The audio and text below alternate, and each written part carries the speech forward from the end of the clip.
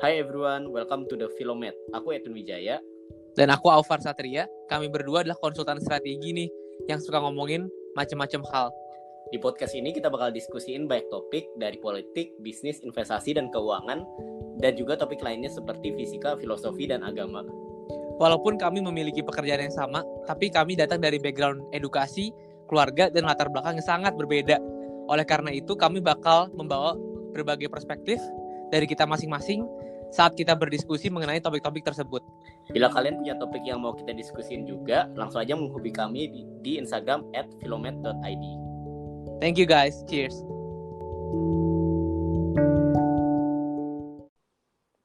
Halo guys, welcome back to Philomet episode ke-8 ya, Far? 8. Ke-8. Hari ini kita ada topik menarik lagi nih. Hari ini kita bakal ngomongin stoicism. Stoicism, kalau misalnya kita ngomong orang stoik, itu kan aku nangkepnya itu berarti orangnya itu nggak ada emosi ya, Far ya? Iya, kalau bahasa Inggris itu udah dikonotasikan dengan itu ya, dengan emotionless gitu ya. Iya, emotionless, jadi diem aja, jadi digangguin juga diem aja, gitu-gitu sih. Tapi hari ini kita mau ngomongin tuh stoicism, itu semacam kayak filosofi gitu. Mungkin aku juga nggak tahu sih definisinya. Far, mungkin kamu bisa jelasin, Far, definisi dari stoicism ini. Oke, jadi stoicism ini sebenarnya sebuah filosofi ya. Jadi kan kalau kita lihat pada zaman sampai sekarang lah, filosofi hidup itu kan banyak ya. Jadi pada zaman dahulu ada sebuah filosofi namanya stoicism. Simple aja, jadi stoicism ini memang didesain untuk istilahnya menjadi gimana sih caranya kita hidup dengan kebahagiaan dan gimana kita hidup berguna gitulah bagi orang lain dan kita hidup sebaik-baiknya gitu. Jadi itu adalah sebenarnya awalnya stoicism. Jadi stoicism itu sebuah sekolah lah, kayak ibaratnya sekolah gitu pada zaman dahulu. Nah, sebenarnya stoicism ini apa sih gitu kan? Jadi stoicism ini sebenarnya sebuah filosofi yang berlandaskan cause dan efek gitu. Makanya menarik. Jadi dia benar-benar natural aja gitu. Jadi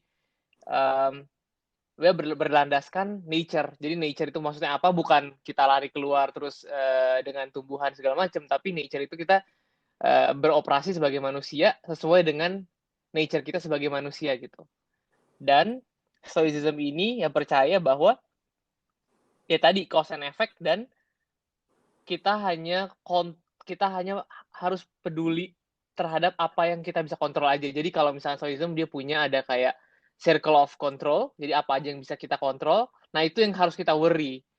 Dan ada yang di luar dari circle of control, itu yang kita nggak usah worry lah tentang hal-hal itu. Jadi kita kontrol apa yang bisa kita kontrol aja.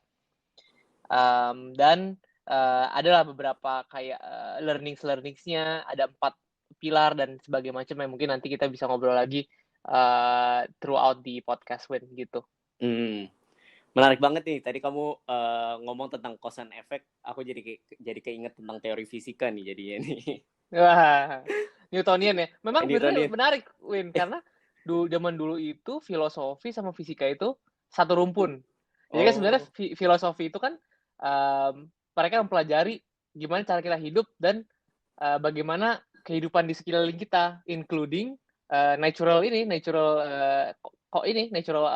apa namanya, kegiatan gitu. Kayak misalnya, kenapa benda jatuh, kenapa ini, kenapa itu kan sains kan. Dari filosofi juga tuh. Tadi kamu juga mention tentang mengkontrol apa yang kita bisa kontrol dan membiarkan apa yang kita nggak bisa kontrol ya. Betul. Kalau contoh-contoh apa yang kita bisa kontrol dan apa yang kita nggak bisa kontrol tuh apa sih, Far? Oke, jadi sebenarnya ini kan rancu kan, apa yang bisa kontrol, apa yang nggak bisa kontrol. Jadi sebenarnya ini hanya sudut pandang aja sih menurut gue, Win. Karena kan gini, kalau misalkan kita hidup, kita beraktivitas gitu, misalkan gini lah, misalkan kita promotion gitu kan, kita mau promotion di kerjaan gitu. Terus kita bisa kontrol apa? Kita bisa kontrol performa kita gitu kan. Gimana kita, pembawaan kita, bagaimana kita bekerja, bagaimana kita menghadapi masalah di pekerjaan gitu kan. Itu our control lah. Ini nggak ngomongin podcast sebelumnya ya, which is yang free will ya. Ini beda lagi nih. Ini kalau bisa kompleks tuh. Tapi ya ini ngomong yang inilah kita bawa filosofi ini. Jadi itu bisa kita kontrol. Nah, tapi outcome tuh nggak bisa kita kontrol, Win. Kayak apa kita mendapat promosi itu atau enggak, kita di luar kontrol kita akan mungkin aja ada orang lain yang performa yang lebih bagus. Itu kan kita nggak bisa kontrol. Masa misalkan teman gue yang performa bagus, terus gue mau ngapain, itu kan nggak bisa. Atau misalkan bos gue pada hari promotion tiba-tiba terdampak pada masalah, terus tiba-tiba bete, terus jadinya gue nggak kena promotion gara-gara dia bete, cuma gara-gara satu hal. Itu kan out of our control kan. Nah, stoicism ini berkata, oke, lu nggak usah peduliin, yang lu peduliin adalah yang lu bisa kontrol, sehingga tuh lu lebih tenang gitu. Ini sudut pandang tadi gue bilang tadi. Kalau lu udah pikir, oke, itu nggak bisa gue kontrol ya, jadi kalau gue gagal, ya udah, ya it's what happen, ya happen gitu, happens kan gitu. Jadi gue lebih ke itu sih, lebih ke gue nggak resah aja gitu. Jadi sehingga gue happy kan, makanya kan stoicism kan sebenarnya apa sih sebenarnya intinya ujung-ujungnya adalah supaya kita happy, content gitu with our lives, dan stabil gitu. Kita nggak panik segala macam, enggak, kita ya itu ya memang begitu gitu. Jadi kita lebih accepting, sehingga kalau kita lebih accepting kan kita lebih happy kan. Gitu. Maksudnya itu lebih ke sudut pandang aja sih. Oke, menarik nih. Kita jadinya ibarat nih, kita ngambil case kalau promosi yang kita bisa kontrol kan yang tadi kamu udah bilang, kayak cara kita bekerja, terus performa kita, dan yang kita nggak bisa kontrol itu kan mungkin kayak competition kita dan mungkin bos kita dan situasi di kerjaan kan. Tapi kalau misalnya kita udah kasih yang terbaik nih, Far, terus kita tetap gak dapet nih, karena misalnya faktor X yang di luar kontrol kita. Kalau stoicism gitu, apa nih jadi apa yang kita mesti kerjain nih kalau misalnya itu terjadi? Nah, stoicism ada banyak nih ya value-value-nya ya. Mungkin kalau untuk resource further reads, ada, nanti gue kasih di akhir podcast further reads. Cuman kalau misalkan banyak virtue-nya, cuman ada 4 virtue. Yang pertama tuh ada wisdom. Jadi bagaimana kita merespon terhadap kompleks environmental inilah. Jadi gimana cara kita ngerespon gitu kan. Yang kedua temperance. Jadi temperance ini adalah lebih menjaga, mengkontrol emosi lu, sehingga kalau ada sesuatu yang terjadi tuh lu bisa nggak bereaksi selebay gitu, nggak bereaksinya santai aja gitu. Yang ketiga justice. Jadi gimana caranya kita selalu mengedepankan sesuatu yang the best for humanity gitu. Dan yang terakhir tuh courage. Jadi courage itu adalah bagaimana caranya nggak cuma physical tapi mentally kita berani untuk mengedepankan apa yang kita anggap benar. Kita sesuatu terjadi terhadap kita bisa balik lagi ke 4 itu kalau menurut stoicism. Misal, kita nggak dapet nih promotion ya kan. Nah, terus kita pertama kali kita ini dulu nih temperance nih kalau menurut stoicism. Jadi kita gue nggak dapet promotion, gue nggak langsung respon, gue nggak langsung panik, gue proses dulu nih. Jadi pause and take breath namanya kalau mereka. Jadi sabar dulu gitu kan, temperance, sabar. Habis itu baru wisdom gitu kan. Wisdom adalah response. Kita harus nge-respond nih, kita udah tenang, kita harus nge-respons. Gimana cara kita nge-respons? Adalah kita ya dengan logik lah berpikir gimana caranya, mungkin next time harus bagaimana, kita bikin plan dan sebagainya macamnya. Dan mungkin bisa justice dan courage. Jadi courage adalah gue udah di nggak promotion nih, gue berani gitu menghadapi apa ke depannya, gue tetap pede, tetap sebagai profesional, tetap pede segala macam. Dan yang terakhir ya justice, fairness gitu. gue nggak promote, temen gue promote, gue nggak iri sama dia, jadi gue nggak dengki lah sama si orang ini, tapi karena gue punya value justice, karena dia emang performa lebih bagus ya selamat lah si orang ini, terus kita juga baik gitu. Jadi kalau kita run through those 4 virtues sih ya itu gitu, dia mengajarkan tentang itu gitu. Tadi apa aja? Wisdom, courage, temperance, justice. Sama justice. Iya. Itu mungkin yang terakhir tuh unik banget sih ya, justice. Soalnya eh, ini kan ibaratnya stoicism kan itu kontrol apa yang kita bisa kontrol nih.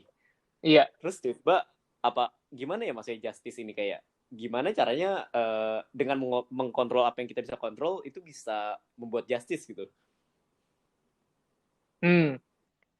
Jadi justice lebih ke fairness sih, Win. Jadi apa ya, kayak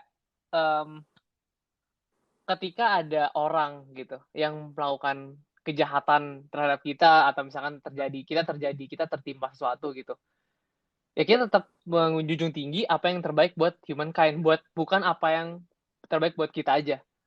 Ibaratnya kayak misalkan kalau lu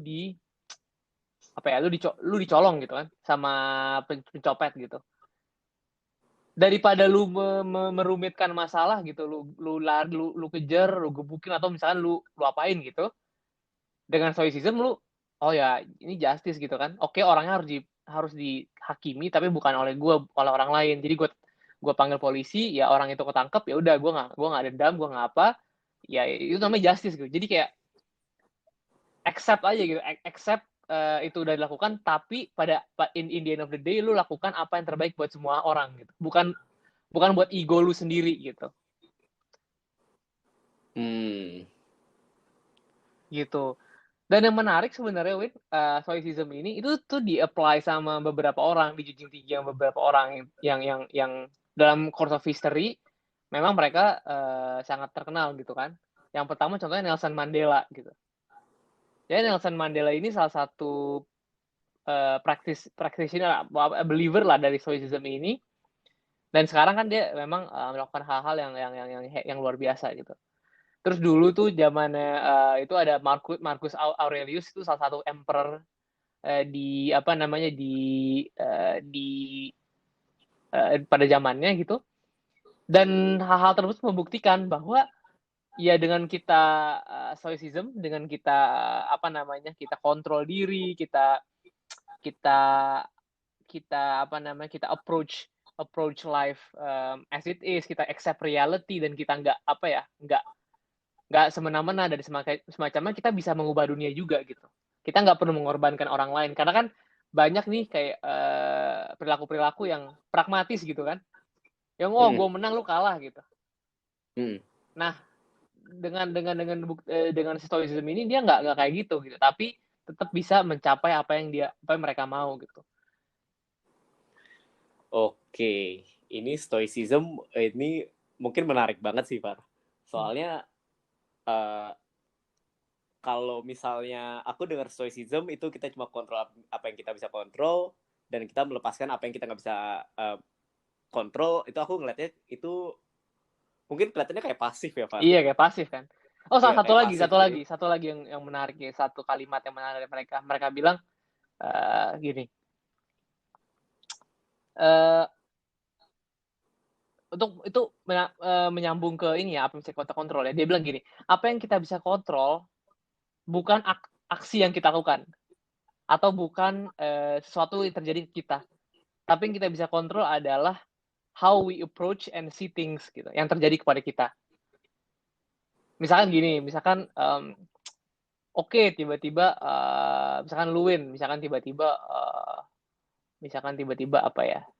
Oh, tiba-tiba misalkan karena pernah terjangkit penyakit gitu kan, penyakit apalah gitu. Terus tiba-tiba, oke, itu kan bukan kontrol lu, siapa sih mau kena penyakit? Jadi lu nggak stres gitu kan. Yang kedua, oke, gue kena penyakit gitu kan. Mindset lu yang harus berubah. Jadi mindset lu, oke, gue nggak bisa kontrol. Jadi ya udah, gue kena penyakit, accept the reality. Abis itu yang bisa gue kontrol adalah reaksi gue dan reaksi emosional gue. Apakah gue mau sedih gitu kan? Kalau gue sedih, ya gue tambah sakit gitu kan.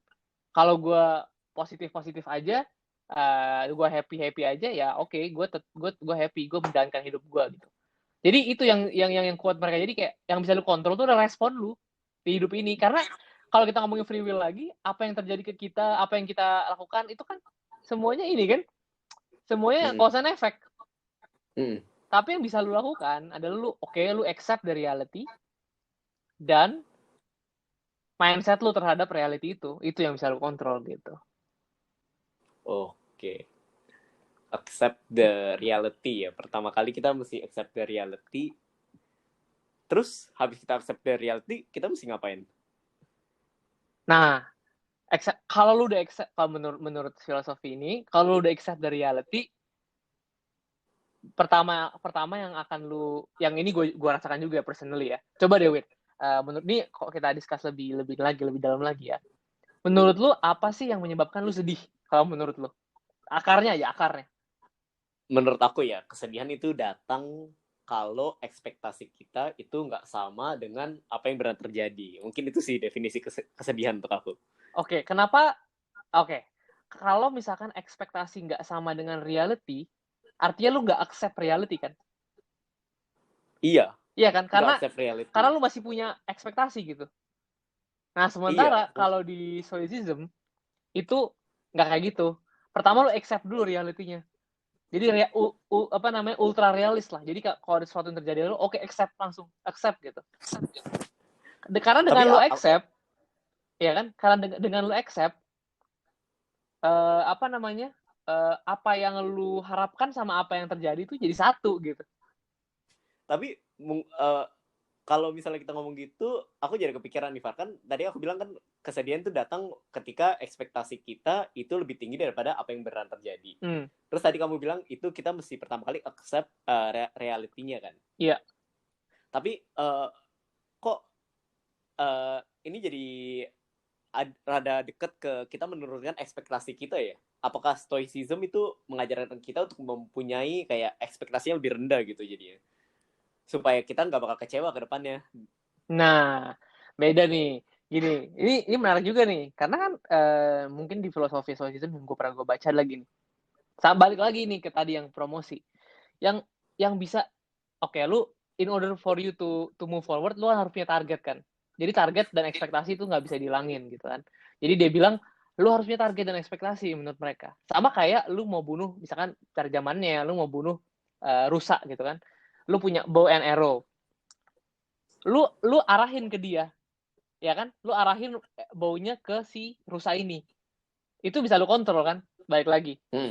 Tapi lu nggak bisa kontrol kena nggak sih kerusanya. Walaupun lu udah latihan 1000 kali, lu udah latihan 5000 kali, lu nggak bisa pastiin bahwa lu akan kena si rusa itu gitu. Nah, jadinya oke, lu punya target nih, Win. Jadi si target itu bilang lu punya target, nggak apa-apa, lu punya target setinggi mungkin. Tapi ketika nggak kena, lu udah tahu bahwa itu bukan kontrol lu. Jadi lu accept. Oke. Jadi kalau ketika rusa itu, oke, ya udah, gue udah latihan 5000 kali, gue udah lakukan semaksimal mungkin untuk mengenai rusa ini. Jadi dalam hati gue, oke, I already done the best that I can do in order to achieve my target. Tapi ketika nggak nyampe, oke, ya it's fact, apa namanya, memang itu di luar kontrol gue. Mungkin ini terkesan sebagai apa ya, sebagai loser mindset gitu. Karena kan kayak apa sih, ya itu lu aja yang lemah gitu kan. Kayak kalau misalkan di mindset, tapi enggak, itu lebih ke inner peace aja gitu. Kalau lu coba praktis itu, kalau lu coba gitu kan mindset lu lebih tenang gitu. Karena kan kadang yang membuat lu unrest, yang membuat lu pusing, yang membuat itu karena lu nggak accept the reality, ya kan? Lu pengennya arrow itu kena rusak. Di otak lu udah, arrow gue kena rusak, tapi nggak kena. Udah mentally lu shaken, lu melakukan hal yang harusnya lu nggak lakukan, bertubi-tubi, menyesal gitu kan, gitu. Mungkin aku ngelihatnya untuk stoicism ini itu kita accept apa yang udah terjadi kali ya. Jadinya kalau misalnya emang udah terjadi, kayak accept dan move on aja. Betul, karena pada akhirnya kan udah terjadi juga, mau ngapain gitu kan. Oke. Mungkin kalau misalnya nih Farah, hari ini aku mau belajar menjadi untuk apply stoicism di kehidupan aku nih. Apa aja sih yang aku mesti kerjain? Tadi kan kamu udah mention tadi kayak accept reality. Terus apa lagi ya? Mungkin yang praktikal yang aku bisa coba gitu.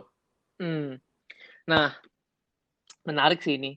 Karena sebenarnya stoicism itu adalah praktis yang bener-bener nggak sekedar filosofi, karena kan mereka sekolah ya pada zamannya, jadi itu bener-bener day to day itu dia punya logbook segala macem. Jadi mereka harus nge-trace apa aja yang dilakukan di hari itu. Karena kan pada akhirnya kan habit kan. Kita balik lagi ke episode sebelumnya, habit is what makes us gitu kan. Dan itu akan kita lakukan terus setiap hari. Jadi gimana caranya membuat si stoicism ini part of your habit? Pertama kan mindset kan, Win. Pertama lu harus ubah dulu tuh mindset. Tapi kan gak segampang itu ubah mindset. Gak cuma lu gue mikir-mikir tiba-tiba berubah mindset gue. Jadi lu harus praktis gitu kan. Mungkin yang pertama itu ketika setiap hari gitu ya, kalau gue sih ya, gue punya kayak nggak usah logbook atau apa, jadi gue tulis aja ketika gue terjadi sesuatu yang impactful ke gue tulis. Abis itu gue reflect on it gitu, apakah ini bisa gue kontrol apakah enggak. Jadi in the end of the day, gue tahu apa yang harusnya gue lakukan, apa yang harusnya gue nggak lakukan di setiap kejadian di hari itu gitu misalkan. Jadi gue bisa ke depannya kalau misalnya gue ketemu ini lagi, gue akan approach ini kayak gini. Itu yang pertama. Dan yang kedua sebenarnya stoicism kan itu kan accepting the reality. Tapi kan sebenarnya nggak segampang itu, Win, accepting the reality. Misalkan tiba-tiba lu jatuh miskin gitu, Win. Besok lu nggak punya uang sepeser pun di dunia, lu lapar nggak bisa makan. Oke, lu accept gitu. Oke, gue nggak bisa makan, tapi kan lu perlu makan. Jadi salah satu cara untuk melatih ini menarik juga sih. Jadi adalah orang stoicism ini selalu ngeput dirinya ke extreme circumstances, sehingga ketika dia mencapai circumstances itu dia lebih gampang accept the circumstances. Misalkan Tim Ferriss, kalau misalkan lu tahu Tim Ferriss itu dia salah satu pembuat nulis buku dan juga ada podcast segala macam. Dia nge-practice stoicism, dia bilang kayak gini. Dia practice poverty karena kan siapa tahu dia bisa poverty, bisa jatuh miskin by rehearsing the worst scenario gitu. Jadi dia beberapa hari dalam sebulan dia puasa untuk bener-bener kayak ngerasain kalau misalkan dia jatuh miskin tuh kayak gimana, dan dia udah ready gitu kalau dia jatuh miskin. Untuk apa tapi? For the mental practice mental gitu. Practice. Kalau jadi dia bisa learn the discomfort, sehingga ketika dia mencapai discomfort tersebut itu nggak nge-throw dia out of his life and his control in life gitu. Sama ada lagi yang menarik, dia kayak deliberately pakai pakaian buruk gitu, kayak pakai pakaian jelek banget tiba-tiba terus dia keluar aja gitu jalan-jalan segala macem. Jadi dia kan kayak dia pasti dikata-kata segala macam, itu membuat dia ketika dia memang jelek beneran gitu, atau ketika dia memang terjadi sesuatu sama dia gitu, dia udah biasa. Jadi dia practice discomfort, sama kayak lu push up lah. Lu push up kan untuk ketika lu nge-push something yang lebih berat daripada seharusnya, lu udah bisa. Sama kayak ini, mental lu udah siap ketika worst case scenario happens gitu in real life. Oke, itu jadi kayak latihan mental gitu ya, untuk mentalnya kuat. Iya, latihan Tapi mental. kalau kayak gitu, misalnya dia latihan misalnya untuk jadi jelek nih, dia misalnya waktu dia keluar dia dimaki-maki. Apakah itu bakal membantu, Far, kalau misalnya dia melakukan kesalahan yang lain gitu? Kalau misalnya dia tiba-tiba apalah, bukan yang kesalahan yang bukan jelek gitu, tapi dia dimaki-maki juga. Menurut gue agak bantu sih, karena dengan lu udah itu kan lebih nge-trick your mind kan. Jadi lu nge-trick mind lu bahwa the condition adalah kondisi yang lu nggak mengharapkan itu terjadi gitu. Kayak misalkan lu kan nggak mungkin mengharapkan lu nggak makan gitu. Tapi karena lu nge-trick, oke, hari ini gue nggak makan, jadi otak lu udah kayak, oh ya ini worst case scenario. Jadi ketika ada suatu hal lagi yang terjadi, which is yang worst case scenario juga, lu udah nge-trick otak lu kayak, oh ya ini gue dapat worst case scenario, jadi gue oke, karena gue udah kebiasa dengan worst case scenario gitu. Jadi lebih kayak nge-trick otak lu aja sih, lebih kayak gue udah pernah menjalani ini gitu, worst case scenario gitu kan. Sama kan sebenarnya dengan ini kan, dengan praktis di tentara gitu misalkan. Ya lu latihannya gila-gilaan, karena ketika lu dijatuhin ke perang, ya lu udah biasa gitu di latihan. Dan pas di latihan lu nggak merasa overwhelmed. Sama kayak itu, ketika lu miskin beneran, ya lu nggak sedih, lu udah biasa gitu, kayak ya gue udah biasa nggak makan atau misalkan apa gitu. Ini nge-trick mental lu Kalau gitu yang ini sih. kau pernah cobain, Far? Kalau gue sih muslim, jadi gue puasa, jadi gue ngerasain. Cuman gue pernah ini sih, pernah kayak eh, dulu sih pas kuliah pernah setiap hari Kamis gitu kan untuk beberapa bulan pakai topi yang konyol banget. Jadi pakai kayak beanie gitu, tapi bininya warna pink terus ke kuliah. Jadi gue selalu dikata-katain gitu. Itu maksudnya sengaja untuk kamu ngebuat mental kamu lebih kuat gitu. Sengaja karena apa namanya gue expose apa namanya myself to the unfamiliarity of kan waktu itu ya untuk di center of attention which is waktu itu gua nggak terlalu comfortable dan Hmm. dikata-katain gitu. Jadi sehingga ketika gua dikata-katain beneran ya oke ya oke gitu kan. Kayak gua udah nggak take it seriously lagi gitu dan I think ya walaupun itu cuma bentar doang sih tapi I think it's impactful sih. It was quite impactful gitu. Iya. Iya bener banget sih, Far. Menurut aku mungkin untuk orang-orang yang overachiever mungkin khususnya. Kan orang-orang overachiever biasanya itu kalau misalnya ditaruh di situasi yang kelihatannya jelek itu mereka bakal stres banget kali ya. Jadi ya mereka udah Iya, terbiasa mungkin jadi yang terbaik, terbiasa mungkin dipuji-puji orang. Jadi ya waktu misalnya kayak mereka melakukan kesalahan tuh mereka mungkin bisa stres banget karena mereka nggak biasa uh, di situasi seperti itu. Mungkin ini stoicism ini mungkin penting banget juga kali ya untuk orang-orang yang overachiever gitu.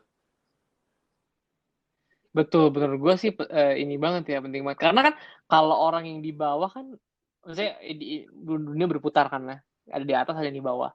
Ketika lo di bawah kan ya you have Hmm. nothing to lose gitu. Tapi ketika lo di atas, you have everything to Iya. lose gitu. Dan mungkin lebih baik kalau Nah, misalnya kita udah siap gitu sebelum eh, misalnya waktu roda iya berputar gitu. betul. Sehingga pas kita di atas, kita juga nothing to lose. Nah, itu adalah satu filosofi Hmm. stoicism juga. Jadi dimanapun kita berada, we have nothing to Iya, lose. Oh iya, salah satu juga Stoicism mengajarkan do not cling into something. You can adore something, tapi do not cling into it masih gitu. Kayak misalnya lu cinta banget hmm. sama jam.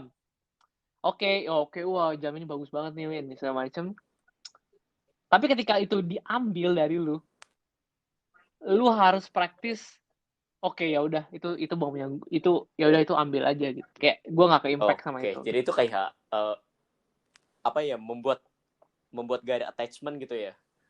Jadi kalau misalnya ada sesuatu yang diambil dari Betul, kita itu oh ya udah gitu, itu nggak membuat impact negatif yang terlalu besar untuk diri kita. Tapi nih pertanyaan banget nih Far, apakah ini cuma untuk barang atau termasuk untuk orang gitu? Misalnya kita terlalu attach misal sama pacar kita atau sama siapa ya sama saudara kita gitu. Apakah ini juga apply nih untuk orang nih? menurut gue apply karena pada gini. Jadi itu justru membuat lu lebih appreciative terhadap sesuatu, Win. Kayak misalkan karena lu tahu misalkan soal ini contohnya barang lagi ya, tapi ini apply to orang juga menurut gua. Karena lu tahu jam lu nggak bakal dipunya lu sampai selama-lamanya. Ketika lu ngeliat jam itu, lu bilang ke diri lu sendiri, oke, ini jam gue appreciate, gue sayangin jam, karena gue nggak bakal punya ini Hmm. selama-lamanya. Sama kayak orang, gue ketemu misalkan sama adik gue gitu. Oh, adik gue ya pas gue ketemu, gue nyadar dalam diri gue sendiri, ya gue mungkin bakal kehilangan adik gue atau suatu saat seperti apa akan terjadi. Jadi gue lebih appreciative, gue lebih loving, gue lebih put Hmm. attention ke dia gitu. Jadi ketika interaksi bener-bener, oh ini bener-bener orang yang pokoknya I don't take her for granted gitu Oke, ini jadinya. menarik banget Far. Soalnya waktu pertama kali kamu bilang, aku pikir itu maksudnya untuk kita siap-siap untuk kehilangan barang itu. Jadi setiap kali kita pikir, oh ini bisa hilang nih, jadi ya udah kita jangan terlalu dekat. Atau misalnya kalau barang nih kita jangan terlalu sayang nih karena ini bakal hilang. Tapi ternyata definisi kamu itu kita maksudnya itu lebih appreciate ya, karena kita tahu ini barang ini bakal hilang, itu kita malah jadi give more Betul. attention gitu, attention atau affection khususnya untuk orang. Betul. Dan ketika memang ya balik lagi ketika memang sudah hilang gitu kan, karena kan ya lu tahu nothing is forever gitu. Ya oke, karena setiap hari lu udah put your attention, full attention to that person atau that item, maka you value the experiences yang udah pernah terjadi gitu, you value the the interaction yang lu udah put 100%. Ketika itu hilang ya oke, hilang gitu. You don't get attached because lu udah menaruh ya attention lu selama lu berinteraksi dengan barang atau orang No tersebut. regrets gitu ya berarti ya. Iya, no regrets. Oke. Gitu. Iya. Stoicism ini menarik banget sih. Ternyata ini dalam banget ya. Ternyata bukan cuma Dalam kayak banget. kita kalau misalnya kita digangguin kita diem aja. Itu ternyata itu stoicism itu benar-benar itu about mindset dan about gimana kita ngerespon terhadap apa yang terjadi sama kita gitu. Dan ternyata yang paling penting itu kita mesti tahu nih apa yang kita bisa kontrol dan apa yang kita nggak bisa kontrol. Dan mungkin untuk hal-hal yang kita nggak bisa kontrol itu kita lepasin lah ya. Jangan terlalu attach dengan hal-hal yang kita nggak bisa kontrol. Betul, setujuin. Jadi ya tadi kan circle of control. Terus yang kedua, yang lu bisa kontrol adalah mindset lu atau respon lu terhadap sesuatu. Dan yang ketiga ya itu tadi don't take for granted anything or everything. Put your benar-benar attention to that specific thing. Dan ketika hilang ya memang ya memang itu nothing is forever, jadi you don't get attached to something gitu. Oke, menarik banget Far. Ini mungkin bisa langsung nih. Mungkin buat reference, gue baca buku ada namanya yang bagus itu How to be a Stoic, dari yang kalau nggak salah autornya Massimo Pigliucci ya. Terus ada The Daily Stoic, Ryan Holiday, sama yang paling original teksnya itu namanya Meditations dari Marcus Aurelius. Tuh bener-bener zaman dulu tuh dia nulis dirinya sendiri kayak meditation hari-harinya dia dan reflectionnya si Marcus Aurelius ini, Roman Emperor, di buku itu gitu. Itu menarik banget tuh baca-baca itu. Oke, ini menarik banget sih. Ini mungkin bisa langsung di-apply di kehidupan ya. Apply Win, besok Win langsung. Yang gimana? Satu, kita tulis apa yang impactful, terus nanti kita separate ya, apa yang kita bisa kontrol dan apa yang nggak bisa kontrol. Jadi lu bisa tahu lah patternnya, mana sih yang bisa lu kontrol, yang mana sih yang nggak bisa, dan lu selalu tahu, oke, gue udah ngelakuin apa yang bisa kontrol, jadi gue nggak menyesal. Oke. Ini hari ini perbincangan hari ini sih menarik banget sih, Far. Menarik nih. Mungkin kita bisa bahas macam-macam filosofi lainnya. Karena kan ya filosofi menarik sih, kayak you have to learn, you have to be open minded lah terhadap semuanya gitu kan. Pada akhirnya kan kita makhluk hidup, kita mau yang terbaik lah untuk kita gitu kan. Iya guys, kalau misalnya mungkin ada hal-hal yang berhubungan dengan filosofi yang mau kita discuss atau ada input, mungkin bisa langsung hubungin kita aja atau komen di Instagram. Betul. Silakan guys. Oke Win, kayaknya menarik banget. Cukup sampai di sini kali ya. Thank you guys for listening. Thank you guys. Bye.